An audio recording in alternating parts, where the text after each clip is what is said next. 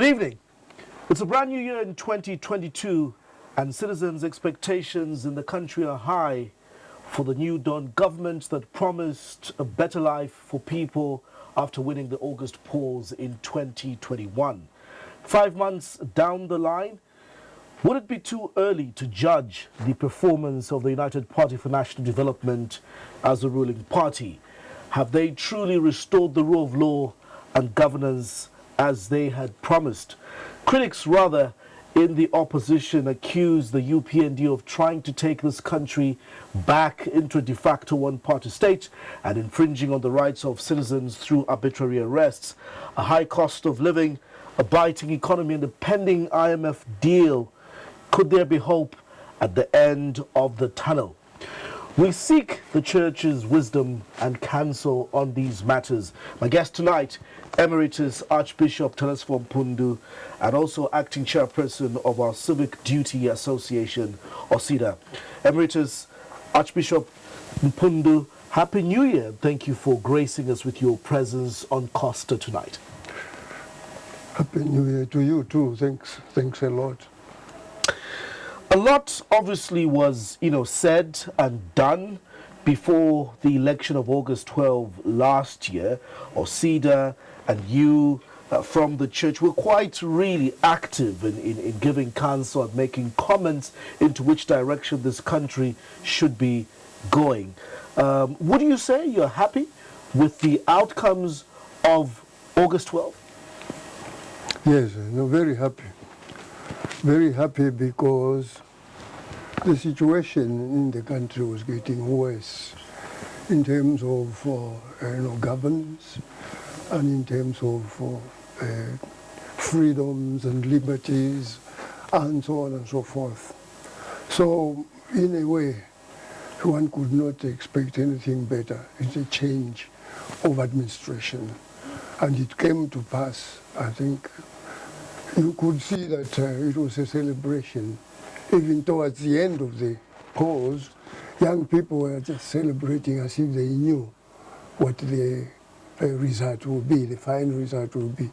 I think for me it was a satisfactory outcome. Before the election, you once were quoted as describing the situation of governance and corruption in this country as a government of thieves, by thieves, for thieves. Didn't you go too much into the extreme as a patriot to describe your own country in that manner? No, that was the correct thing. Do you feel Zambia really reached that extent of your description? Yes, indeed, kleptocracy. That's what it was. And there's no question, no doubt about it. And now that we are getting reports of certain activities of we're looting the country, it couldn't be any more precise. It was precise description. Government of thieves, by thieves, for thieves. So you still stick by that? I still stick by that. And I console myself, if you want me to put it that way, by going to a gentleman who was believed to have drafted the American Constitution, Thomas Jefferson, where he said before this Constitution was made, there are two enemies of the people, he said. Two enemies of the people. One is crooks and criminals. And two, it is the government.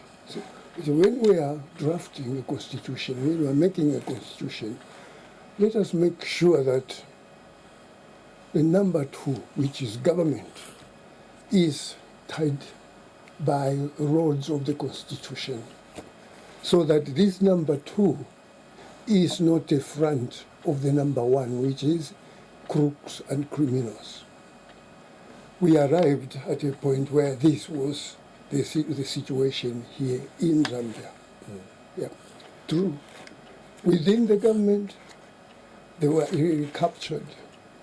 And the government itself, the administration, didn't seem to be doing much to reduce this kind of situation. So it went from bad to worse. So this in a way, was observed by the people. Sometimes we take people for granted that they don't know what is going on. They were seeing it going on, and it was encouraged from the very top. When you talk about, proverbs or ways of saying things like "Uwomba muivala, aya muivala," meaning this is simply a license, for looting. Like those who are working in government are not sufficiently paid. They have to make up for by giving themselves, and this is a license to loot. I did refer earlier that the UPND, once they were, sworn into office, President Hichilema, in his maiden speech, did talk about restoring the rule of law and good governance. But after that, in terms of this cleanup on corruption, we've witnessed a number of instances. For example, you're aware of the petitions, the election petitions before the court, and obviously just an issue of having divergent views in an aspect of having accountability towards this government. Do you, from the perspective of an observer, feel that the UPNDs quickly becoming intolerant and taking this country into de facto, one-party state where the opposition cannot fully, thrive? Yeah, you can say that, but on the other hand, let's go back at the time of independence in 1964. There were a lot of expectations, and the expectations were so high that they were totally unreasonable, that overnight we were going to be, driving cars and whatever. But that did not happen all of a sudden. It didn't happen all of a sudden. It happened only gradually. And even at that time, the Catholic Bishops' Conference were very quick to warn our people. Look, things have been like we were under colonial rule, foreign rule. Now we are independent, but don't be taken, too quickly into euphoria, because there is a danger. And they went on to write a pastoral letter on that. There is a danger that the new masters, who are our own people, will probably be even worse than the white people. We are going to, they said, have white people ruling us, but they are not white as such. They are white in hands and in their mouths, meaning the new leaders, the new liberators will be our own captors. And this happened. We had to constantly keep reminding the people, this is your government, and the people in government, you are to serve the people. So it is very much the same now. Oh yeah, we had those years, terrible years. Things are not going to change overnight. So are you saying we shouldn't hold the politicians, in this case, the UPND, accountable for the promises they made? We have to. But hoping that things are going to change overnight, it is just unrealistic.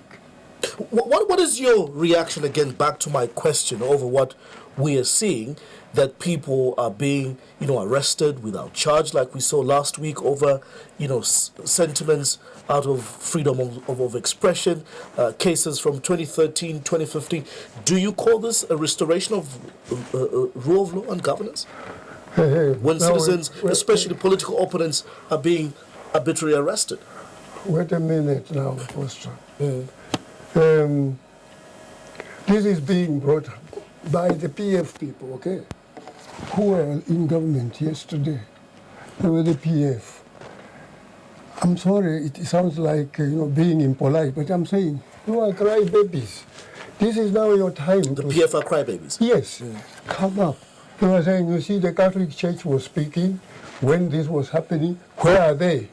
Okay, the Catholic Church is happy that there is some kind of a modicum of freedom. Now, you people, why don't you take the present administration to task?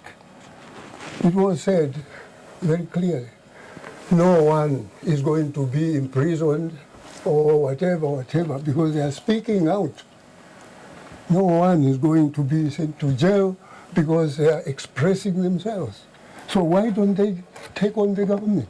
But do you, Archbishop, support these arbitrary arrests? We saw, for example, one Raphael Nakachinda detained without charge for almost 24 hours. Is that proper rule of law and governance? Is this what you CEDA spoke for? Is this the kind of government you want to see? What I'm saying is that now this is the time for these people who were on the other side to come up and try this government and can go up to demonstrate. What is your position as a church on this? No, it's talking my position. You see, at one time the church disowned me. What I'm saying is that you people in the PF, now you are in opposition. Stand up and speak for yourself. But when they stand up, they are arrested. Why don't you organize demonstrations to try the government for its way? Organize demonstrations so that people see that things are not good. Not saying, but the church should speak now for us. Yesterday we were speaking for the church. How were we labeled, especially me? So now, don't be crybabies. Try this government. See, you are saying this. You are not doing it. We are going to demonstrate. We are going to also use our lawyers to sue the government. Let them do that. This is what is important. When you say you're happy with what is currently happening, especially that the PF in the ruling were behaving like dictators, infringing on people's rights. They were dictators. So you say they were dictators. Yes. The Bible speaks against vengeance. Vengeance is only for the Lord. So would you accept the UPND to go down on a vengeance path? What I'm saying is that two wrongs don't make one right. But you just said the church is happy. No, it's not. The church is not happy. I'm saying the church is saying, rise up. Now this is your time. You were on the other side. Now you are on the rough side. Speak for yourself. The church was speaking for the poor, for the voiceless. You have a voice. You have experience in government. Now you are being treated with the same medicine that you are taking, and stand up and speak up. Where do you see, this country going as far as democracy and the freedoms to assemble and express themselves, for us to have a political health situation? Do you see us having a formidable, opposition, formidable civil society? Because, like you're saying, if you from the church say, no, the church now will not speak because of the way we're treated, if civil society seems to be happy with the status quo, that governments have changed, who will put this government to account? No, they have to people have to put this government to account, because they are the ones who went to vote. We have a change of government. Now that is up to this group of people now today to hold this government to account. What are they afraid of? Let them go ahead. Yes, a few will be arrested, but are they going to be arresting everybody? In the end, it will be impossible. Let them stand up and speak up and act, not just to cry. That's why I'm saying they shouldn't be crybabies. We are talking about democracy and so on and so forth. Good. Now, where do we come from? What is our background as Zambians? We come from a feudal system, chiefs. In a feudal system, it is the aristocracy that rules. You have chiefs, sub-chiefs, and so on and so forth. Now, when you have a chief, according to our way of life, and that was like that in Europe as well, the chief owns everything, owns everything in the chiefdom, not just resources, but also even the lives of human beings. They were able, and they were almost authorized as chiefs to sell people into slavery to other tribes, and also to Arab slave traders and European slave traders, because they owned even the lives of the people. Whatever was in this chiefdom belonged to the chief. Now, when we come to a democratic dispensation, or at least a part of it, we vote. The people we vote for to govern us, to lead us, we are, through the ballot box, creating chiefs, little chiefs and bigger chiefs, and so on and so forth. For them, they don't see anything wrong in breaking the law, because they are the law. They don't see anything wrong. So we say, no, we have to stand up and say, look, democracy is like this, it's like that, and it's like that. And when you have an opposition party that has some experience, like the PF, they should be the first to lead this opposition to say, no, we are not going to have this. What should the role of the church and civil society be? The same, the same. We all belong together. This is our country. And from my own language background, from the genius of our own traditional wisdom, something is happening to your next door neighbor. If you don't join your next door neighbor to conquer that thing, then it will be tomorrow on you. So what befalls our people, what befalls my fellow Zambians, it has already befallen me. And we have to have that spirit that things should not just be happening to people and we are there watching. It is mobilizing everybody. So would you with that contextualization of what is happening to my neighbor will soon be coming to me if I don't do anything, are you condemning what is currently existing, or of course, or you support it? If it is wrong, if it is wrong, it is wrong. I'm not going to condone what is wrong. You see, Julius Nyerere said, hey, wait a minute. You are there in the village, and then sometimes we have fire. You have your house here, and your next door neighbor's house starts burning, and you are just there laughing. The wind changes, next it will be you. So why don't you work with that person to put down that fire? Not so much for the greater glory of God, but to protect yourself too. So now, what was happening at the time of the PF is now happening to the PF. So we are saying we're not going to do what the PF was doing, just looking. We should all together, we mobilize people to say no to what is wrong. So you agree that what was happening under the PF is happening now? Yes, it is. Is that good? Is that healthy? No, two wrongs don't make one right. As simple as that. Yeah. So when you hear, and I'll quote an article here from just recently over the weekend, Lusaka Province, UPND chairperson, obvious Mwali Teta, makes a warning, and his press statement says, Mwali Teta says the party has no more space to tolerate the PF leaders he accuses of insulting President HH. Our patience is running out over insults. We shall sort Bowman Lusambo, Stephen Kampiongo, Nakachinda, and others. We have no headroom remaining anymore to tolerate insults they are daily spewing on President HH. Our patience is running thin. No. You see, what is wrong is wrong. And there's no need, there's no way you can make a wrong thing right. It is wrong. And that is that. Well, if they say there's something wrong with the present government, why don't they do something? Why don't they speak up?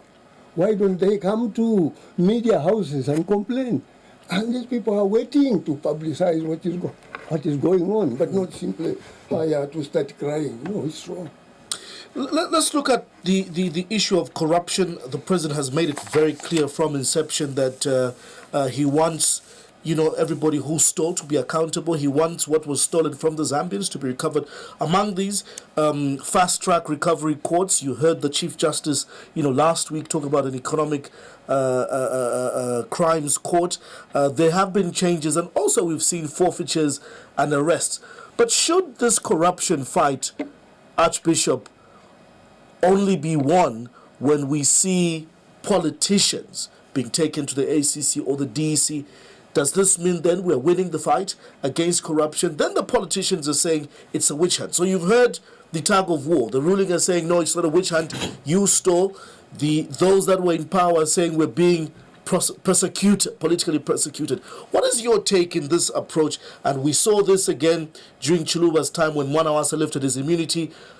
Did we say we scored? We saw this again under President Rupia Banda when President Sata came in. His immunity was lifted. So should this be the pattern that the graft fight has to be about going after your political opponents who are in power?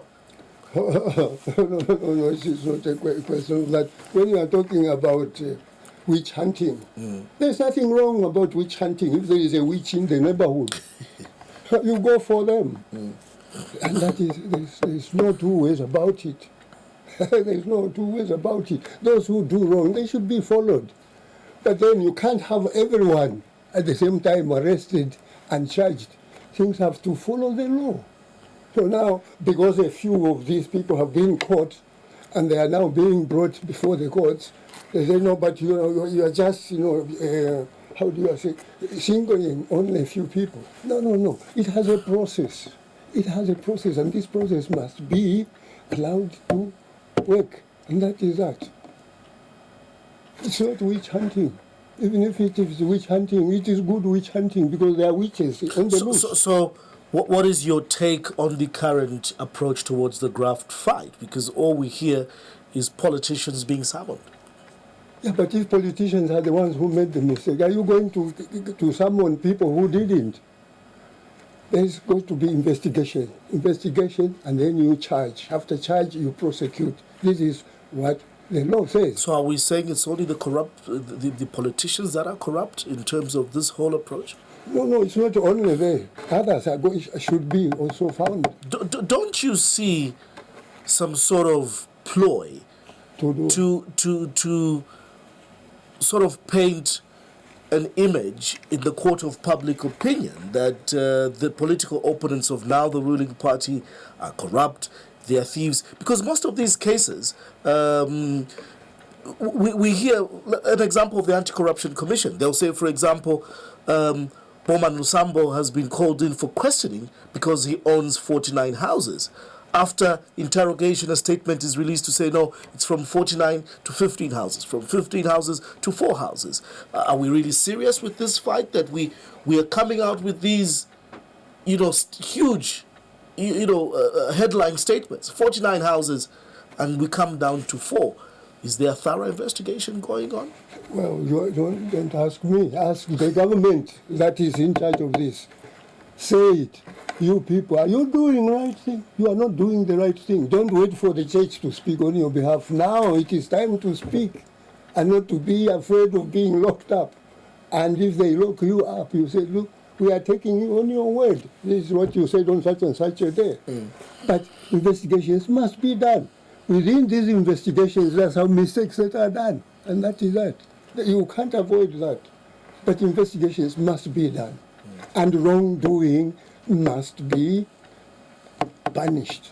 It shouldn't, because if you don't punish wrongdoing, then it is, you are a recipe for impunity. Yeah. We don't want that. I did give an example, and you, of all people, with your years of experience and being, a contributor to governance issues from the Constitution and other forms, to understand this better. We have attempted through various presidents to take an approach on, corruption. But the issue has been that this must be done from a low point, and institutions, the ACC, the DEC, the police, must be strengthened by law and not through which president is in office. But we see the opposite. What is your take in terms of the law versus presidents that come in? You've heard sentiments now that the ACC are now free under President HH. They're performing better.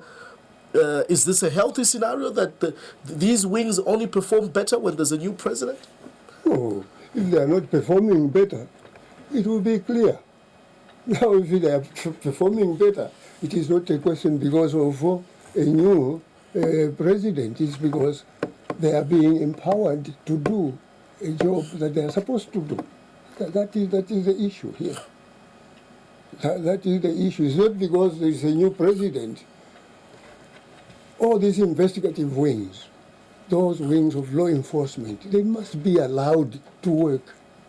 They must be allowed to work and must be given the power to do so by availing them of all the instruments that are needed to pursue cases.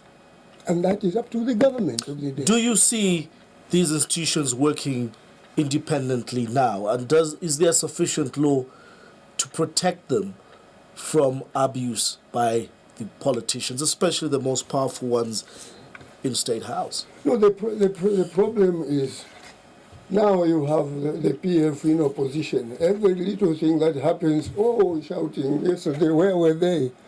What we are talking about is professionalism in whatever is being done, whether it is indicting this person or making proper investigations so that you come up with strong cases. This must be done. No one is exempt from doing that. When we are doing something, let's do it correctly, especially where law is concerned, where justice is concerned. Whoever does not follow what needs to be followed is in the wrong, and they must be told so. Are you, as a citizen, happy with the current approach towards the fight against graft?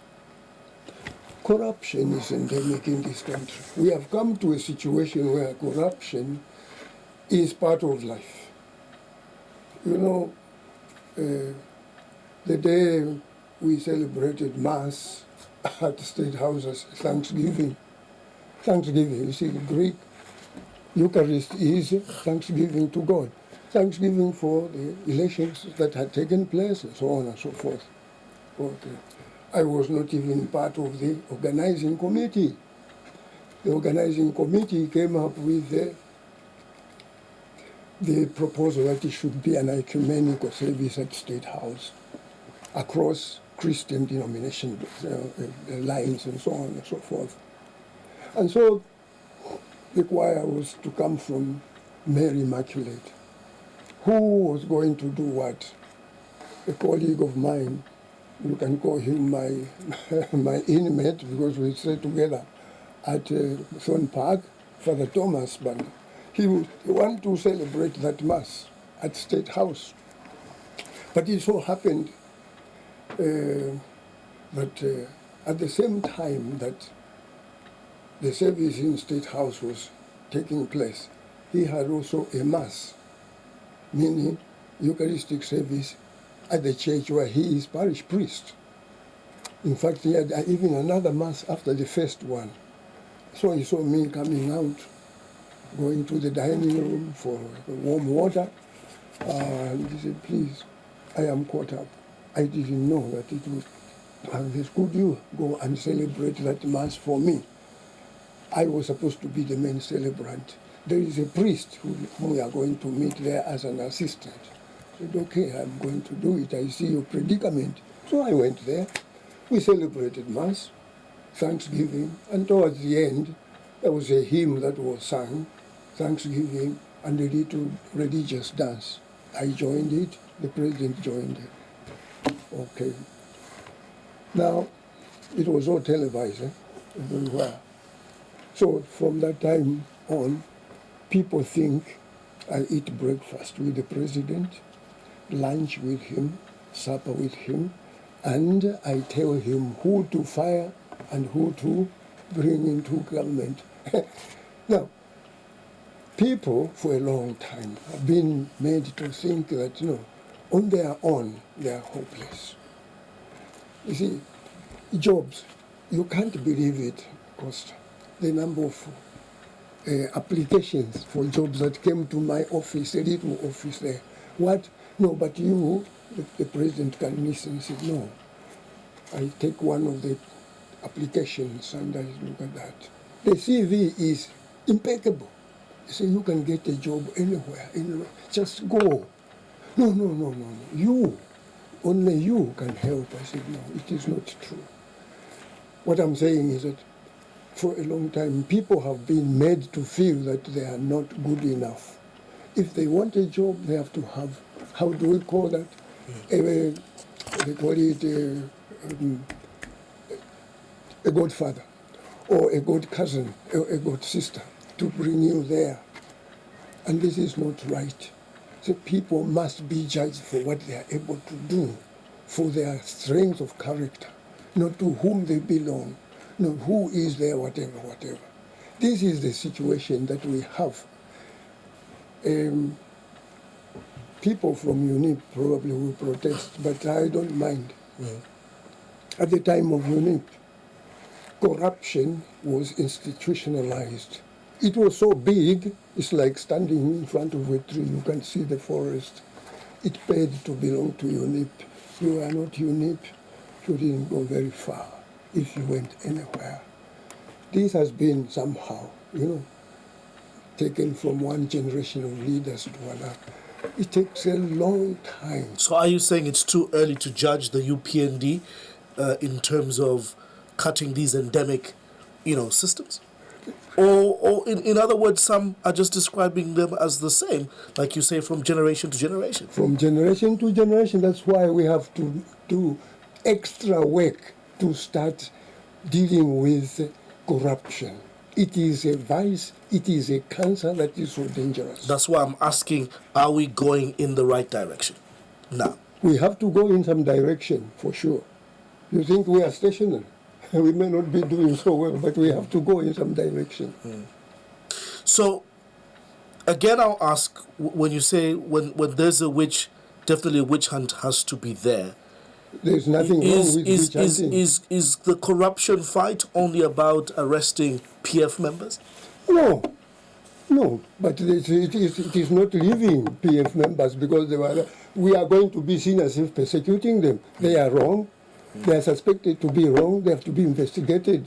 It is not witch hunting. It's doing a job that must be done.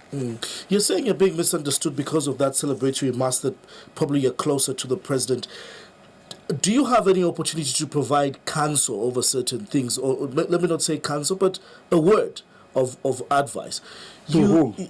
To this government and probably, the president. There are concerns that if the president and the UPND are really serious and they mean what they're saying about corruption, what about these deals about single sourcing on fertilizers? What about these deals about oil procurement?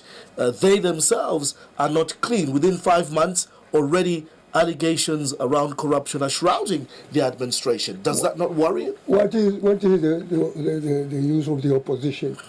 What is the use of the opposition? Just to be there, to watch, and to simply cry foul. It is also checks and balances. They should come up. That's why I'm saying they shouldn't be crybabies. These things are being done, they are wrong, whether they're done by PF or UPND, and give them the proper name. Wrong. Don't beat about George Bush. That is wrong. This is the time now to speak up, and we are going to hold the government to ransom if people who speak up are persecuted. Come up and speak. Don't be crybabies. Let's look at the issues of governance from the perspective of the Constitution. I mean, you've lived to see this issue of Constitution Review Commission's amendments and so on and so forth, and yet we still are not comfortable with our Constitution. I'll pick one article that is currently in the limelight. Article 52.6 regards a candidate, pulling out. What just happened in Kabwata? Would you describe that as a good law for our country? Wait a minute. Even what we have now as a constitution, it is not a good law. It is not. One of the issues or one of the marks that you can get, from the international community, from Southern Africa, that Zambia is a copper-producing country. Okay? Apart from that, Zambia is a forever constitution-making country. So, because a good job has not been done. It is still yet to be done. But why have we failed over 30 years? We still pander to this constitution. You people in the media, you throw that up to the people and say, look, what have we done? What is wrong? It is because we don't do it very clearly and very well and very seriously. Why? And then there is also a sideline to that. Interfering a little bit with the constitution for the government of the day, that gives them leeway to do certain things which are not supposed to do. And that is how it is. When we go back a little with our history, in 1969, we went to the polls as a nation in a referendum to abolish other referendum. You see, the British government was very smart. Look, we are not going to give you independence unless you agree to this proviso of a referendum, that if you have to change the constitution in any way, you don't do it at a parliament level. You have to go to the people, because the people are really the source of power. They are the people with power, political power, which is given to certain groups at certain times to rule the country, but on the power of the people. Okay. Now, immediately the British left. This was being disparaged by the UNIP government. And they told everybody. I was already in theology, studying theology at that time. You know why we accepted this? It's because they told us if we didn't accept this, we wouldn't have independence. Now we are independent. We don't need it. So we went in 1969, I went to vote together with other students in theology school there in Kachepere Seminary in the Eastern Province, and we are not going to go along with this. We tried to talk to our people and so on and so forth. No, they had been told this was British. We are now on our own, and we lost. From that time on, we went down the coast. So is it inevitable? Would you say that the UPND need equally as an administration to conduct constitutional reforms? Like you've said, we're a constitution-making country. Should we be in a quest for more amendments to this constitution? Sure. You see what mess we had, concerning, for example, the third term for Edgar Lungu. It is not very clear. Maybe it was clear, it was not properly interpreted, and so on and so forth. Okay. What happened? There was always someone who wanted to tinker with the Constitution, to change the Bill 10. It was, if that bill had gone through, what we would have today would be a government that is a dictatorship. But others argue, lawyers argue, that if Bill 10 had gone through, things like Article 52.6 would have been removed. No. Which is a bad law of elections being postponed for an individual through selfish gains deciding to pull out. No. You see, what we ought to do, is, as Zambians, we have constitutional lawyers, some of them of international reputation. Why not say, look, let us have a serious look at our constitution and make a good job out of it. Doesn't mean that it will be 1,000%. But from Wanakatwe to Mvunga? Yeah, we can learn from all those. And you say, look, we want this as near to perfection as possible. I think they can do it. But no, we do a little bit, and then we leave it.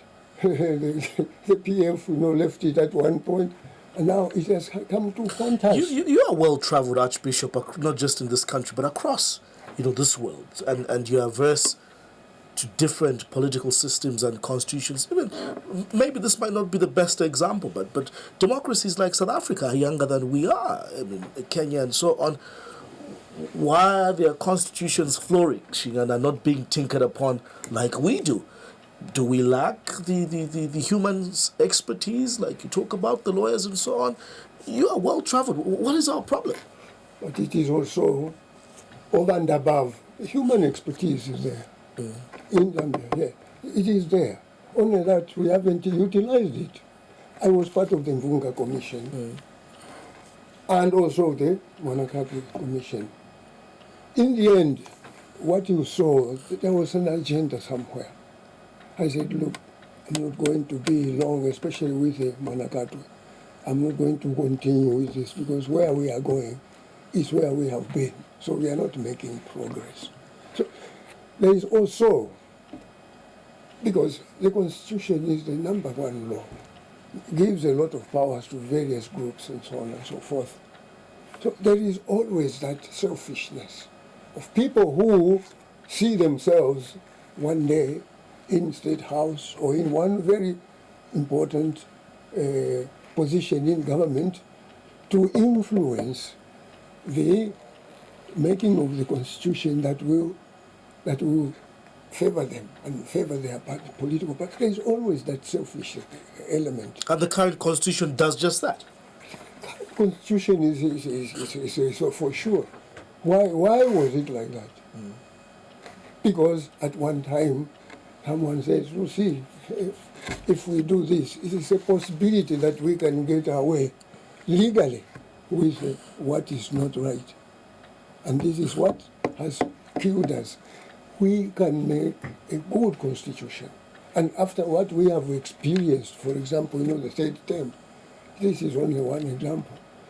Let's sit down and say, can't we come to something that is really quite correct? There are complaints about this constitution giving the presidency too much, power. Do you agree with that? The president has so much power because he appoints... He is an emperor in everything except in name. He appoints the judiciary, he appoints members of the investigative wings. That's part of it. Yeah. That's part of it. Do we have any constitution across the world that we can give an example that doesn't guarantee a president to have so much power, where a president is made accountable? Yeah, there have to be checks and balances. Here, there are no checks and balances at all. You are there. And, there is something there that you said, that you asked. Yeah. You asked. I can touch it right now. For example, the immunity of the president. I mean, that is the immunity of the president, in my opinion. This is just, how do you call it? This is impunity that is glorified and sanctified. How can you lift the immunity of the president, 4 or 5 years after he has left office? No, it is not right. No one should be above the law, whether they are in government or outside it. No one should be above the law. So then, if you say the president has got impunity, not impunity, immunity, then this is an animal that is more equal than all other animals. There is an example with the United States, with Richard Nixon. Richard Nixon was in State House, so to the White House, when he was impeached. He was involved in this criminal act with the opposite party, called not the Republican, but the Democratic Party. Okay. So investigations came in, and they found out that he had given the order to break in the office of their opposite political party. And so when they found this, then he was indicted, brought to court, found guilty, and thrown out.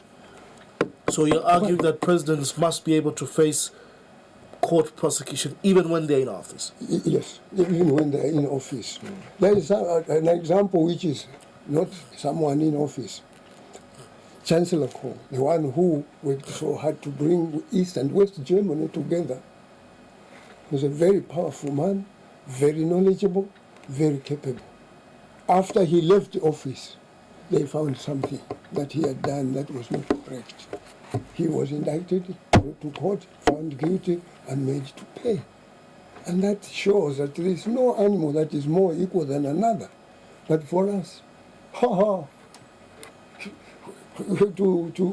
lift that kind of immunity, it also becomes very political. Who is in obviously, parliament? the whole basis or the rationale around the immunity of the presidency is not to open up the office of president to any type of litigation, whether it's at individual level and so on. Probably after the office, then you can strip off that immunity. What are the best approach would you be proposing? The examples you give, we've seen presidents in the U.S., coming up before the Senate or Congress. They need to answer. We saw that with Bill Clinton in the Lewinsky, saga. We've seen that with, President Trump as well, with, Capitol Hill and so on. Would we be proposing that route, or is our parliament so weak since, again, members of parliament report to a president in an executive through cabinet? Well, I mean, the kind of prosecution process, we can argue on that. We can fight about that and say, look, this is the one that we are going to follow. But the bottom line is that no one should be above the law.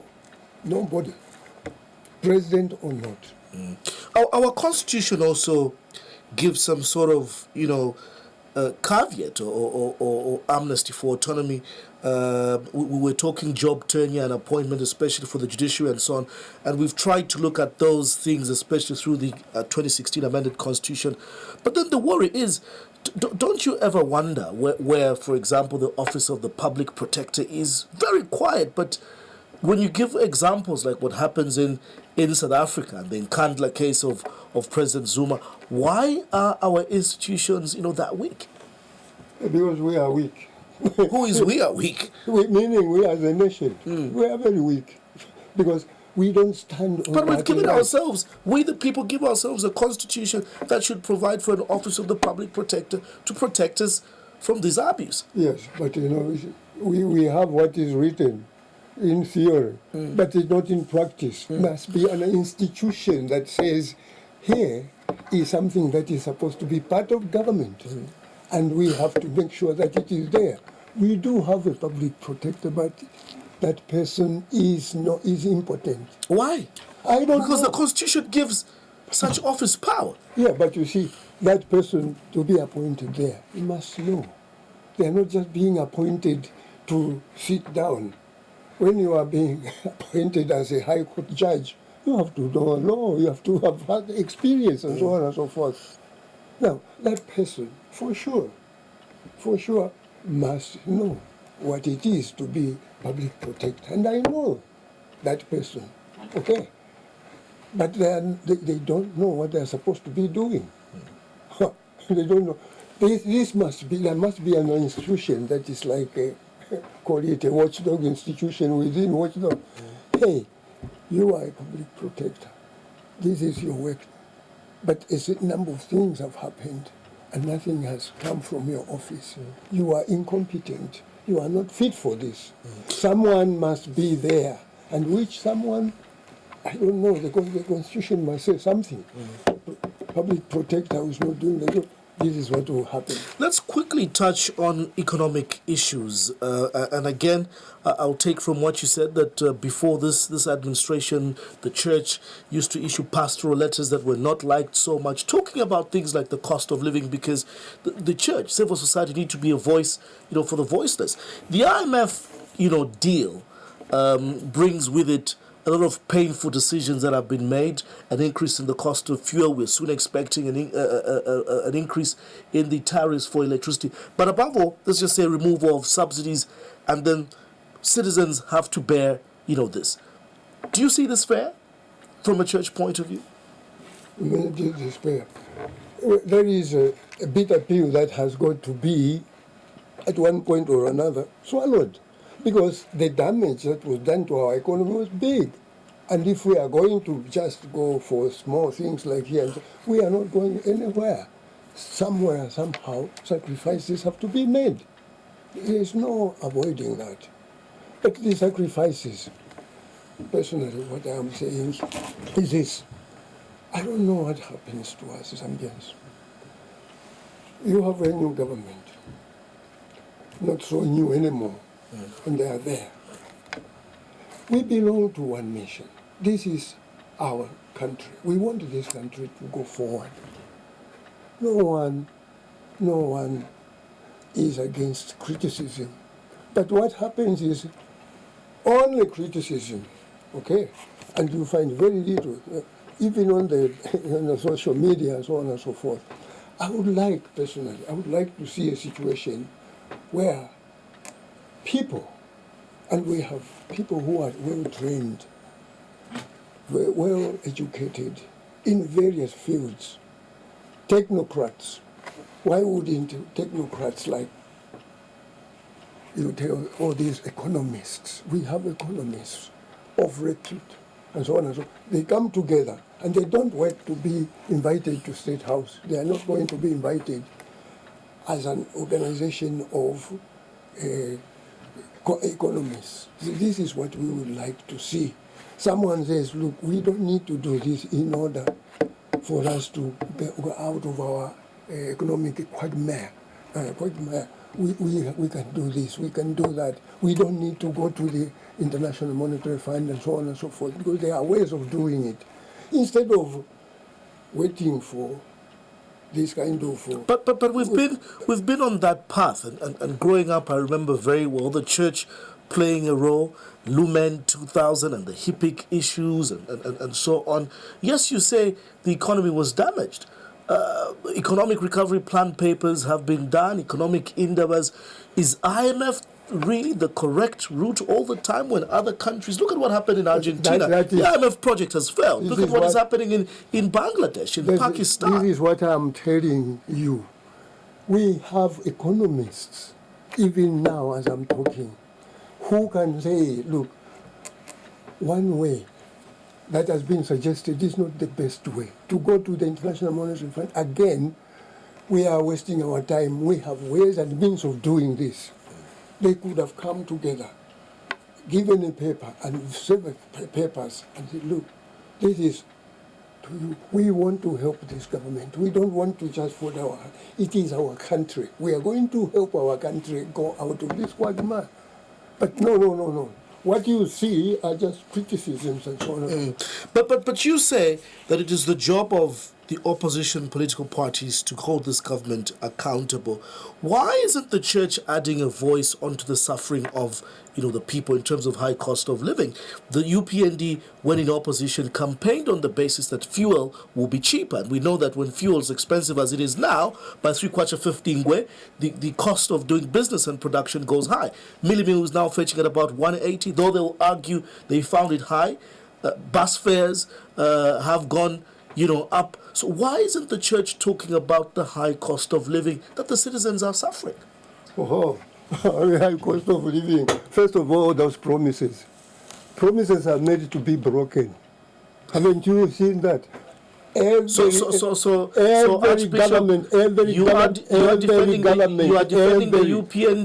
government that has come came with promises which they broke. So this is not anything new. But you just said you were happy with the change of government. You're happy with the change of government because to have a government that will lie or will give the people false promises? No, the government did not lie. They honestly thought they could do it. Now they find out they can't do it. And that is that. So that's it. So shouldn't we be holding them accountable? Shouldn't the church be advocating on behalf of the poor? No, what I'm saying is you don't always say the church. Yesterday the church was speaking. What did you say about me? Insulted me and even threatened you in opposition now. So speak up. Don't be crybabies. Speak up. So what, you see, if what will the church do now? Wait a minute. Wait a minute. If the people spoke for themselves and those in opposition spoke, the church would not need to speak. The church was speaking when really there was complete silence. And they said, now let us be the voice of the people. Now you have all these people. And at this time, the church doesn't need to be the voice of the people? No, they don't need to speak because now it is your work to speak. Tell everybody now we are free to speak. We are going to challenge the government. If it puts us in prison, we're going to tell you, you are liars. When people are speaking for themselves, I'm happy. They can speak for themselves now. I don't have to speak. It's when they are totally powerless. Is this government listening if you say people are talking? Because I'm giving you pointers. Try them. Have you tried them enough? just a few days, you say they are not listening. Are you saying it's too early, 5 months down the line? No, I'm not saying that. To keep them I'm accountable? saying you are not trying them. We are having an interview here with an ardent citizen, a senior citizen, a former an archbishop. And so what? And you want him to speak for you? Yesterday you were insulting him. No. Now people are able to speak. When they are able to speak, I am happy. Voice of the voiceless, not the voice of the voiceful. So, which way then should we be going 5 months and beyond with the UPND? How do we keep them accountable on lower cost of living, on lower prices of fuel, on a lower exchange rate? You are media people. Media people, you are very smart about that. Look, such and such a day, UPND, this is what you promised. You see what is happening today? Is this. Just come up and say it. And they are going to start thinking. I don't think you are going to be locked up. So do it. You don't have to wait for the church to do that. The church comes in when there is absolutely nothing happening. That's then when they come up. Is it too early, Archbishop, to judge the UPND, performance 5 months down the line on some of the promises? What should we be saying we need to give them time on? Oh, there is also time limit. Certain things have to be done quickly. Others will come later. You can't do everything at once. You can't. UNIP came, they promised us heaven and earth. This is going to happen in so many weeks and so many. So it didn't occur. It didn't occur. On the other hand, there is something that is legitimate in the sense of expectation. But there are also other things that you can expect, but they can't be done because it is just not possible. People must learn that there are certain things that cannot be done just yet. No, but this is not just, this is not. Continue speaking, continue shouting. But don't say the church is not speaking. No, the church speaks for the voiceless. In their 100-day, summary or evaluation, the UPND boasts of having restored, public order in markets and bus stations. Basically, they say they've brought the rule of law and governance into order. Would you agree that the situation Follow them. Follow them. That is your work. Follow them. You see, this is what you said, and this is what you said. You are 100 days now in there. Look what is going on. You have all these competent, journalists going around, and they are very good at noting. See, this is it. This is it. This is how it should be now. So, at this point, the church will be silent. Well, church is part of a community. We are so much involved in so many areas, with civic education, with whatever, justice and peace. There are many ways in which we work. It is only when there are so many things and so big, and those who are supposed to do something are silent, and they don't even want to listen. Then the church comes in. You're now acting chairperson of our Civic Duty Association, or SIDA, a body of senior citizens that obviously was formed to provide counsel and basically help the country on issues of patriotism and so on. What role and how are you positioning yourselves now as OSIDA in the current dispensation? How relevant and what role will OSIDA play? Yeah, we went to State House. We were one of the first groups to go there to congratulate the president, but also to warn him. What we were doing, we will continue. If you do the same things as the previous government, you are going to hear from us. We didn't mince words. And in fact, next week on Friday, we are meeting in order to pick up where we left off. So this is our task.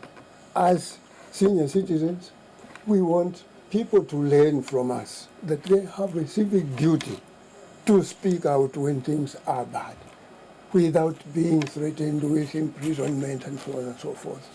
So this is what we are standing for, even now. How does one, in terms of upholding their civic duty, draw a line into not being a politician, or some other people say we're all born politicians. I ask this in the context that whenever you spoke as part of your civic duty, especially in the past administration, you were called man of the collar. Take off that collar and join us in the political arena, because you're clearly a political being and not a man of the collar. How does one draw that distinction? Or there should never be that distinction when a human being just practices their civic duty. You see, I like to quote this from Dr. Martin Luther King Jr. But of all things in this wide world, there is nothing more dangerous than sincere ignorance and conscientious ineptitude. That is the wrong thing with Zambia. Politics, Costa, politics is the biggest game in the whole wide world. I'm sure you know that. And because it's the biggest game in the whole wide world, that's where the church ought to be.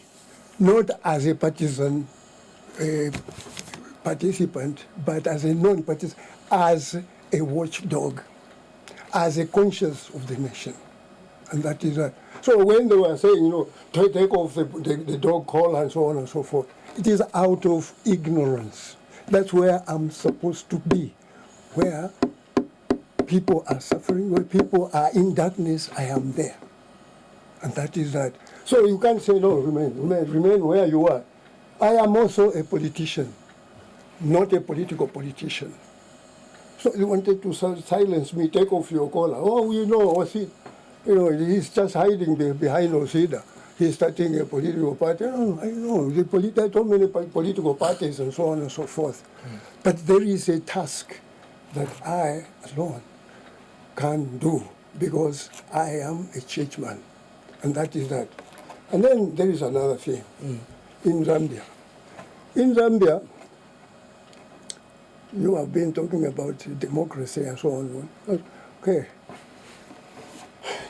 Democracy will come when people respect other people's views. When I say, Costa, I don't agree with you even in one little line. I don't agree with you at all. But, Costa, I assure you that I will fight even to death defending your right to hold your opinion. We're not going to have all these fights, you know, between parties. When we respect one another in that way, that I don't have to beat my my political opponent to death. No. I don't have to. No. Political players are political players. It's like a football game. I can't play football alone. I have to have an opposing group. But this has never really gone into Zambian heads. Archbishop, finally, I mean, you have lived so many years defending the poor and providing that voice like we've discussed here. God granting you more years and under the state of affairs, would you assure the Zambian people tonight that as long as you live, you will continue, you know, fighting for their freedoms like you've espoused? Borrowing from what you've said, should the Zambians worry that you have breakfast or you had breakfast once at State House? Are you a sympathizer of the UPND that you can fail to call them out when they do wrong? Should Zambians have faith that you're there still to speak for them? But, of course, I told you, we went to State House, not at the time of the celebration, no, just as Osida. And we said, good. What we have been doing, we have been playing a rather humble role, but a very important one, bringing out issues that you ought to listen to, issues that you have to pay attention to. We used to say that to the previous government. We will come to you when we see you blundering. We will come to you when you see that in certain areas you could perform better. We will come to you when we have some suggestions of how you should be going in certain areas. And this is what we are going to do on Friday. Like, there are so many issues that are coming up, especially with the economy. All kinds of things are coming in. So, but we have been listening, we have been reading. We would also like to make a contribution. We are not forcing you, but please look at these other options, especially when it comes to the monetary fund and so on and so forth. This is what we are up there for.